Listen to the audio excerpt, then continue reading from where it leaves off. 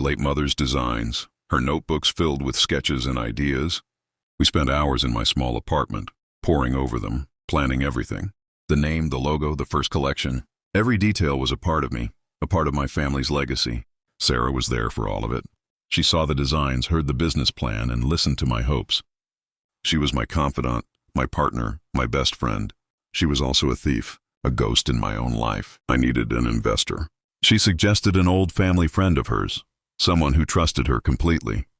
For weeks, I worked tirelessly on the presentation. I handed over my mother's notebooks, my detailed business plan, everything.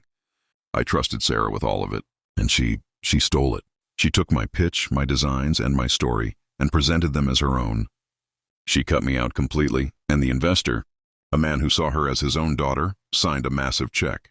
Not for me, but for her. The phone call came from the investor's assistant. "Congratulations on the successful pitch, Ms. Sara." A chill went down my spine. The brand was no longer Aisha's legacy. It was Sara's vision.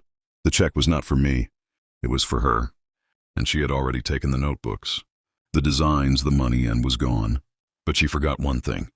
She took my work, my dream, my trust. But she didn't take my mind. She didn't take the one thing that truly mattered. My mother taught me everything, not just how to design, but how to be careful.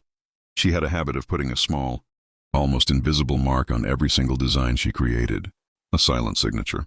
I did the same. Every design Sara stole was marked. Every piece of fabric she would use, every pattern she would put into production, would contain my mother's secret signature, a secret that only I knew. I spent the next 6 months in the shadows. While she was getting all the praise, all the attention, I was getting ready. I leaked the photos of the first line to a few fashion bloggers. They loved the designs. They loved the brand story.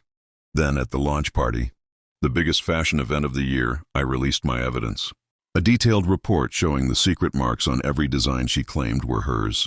And then I uploaded the original designs, the ones from my mother's notebooks, with the marks and timestamps, to every major fashion blog and news outlet. The next day, it wasn't Sara's vision that was on the front page. It was the great deception. Her investors pulled out. Her partners walked away. Her reputation was in tatters. She was no longer a visionary. She was a fraud. Her empire is in ruins. My life is just beginning, and now I get to build my own legacy, the real one.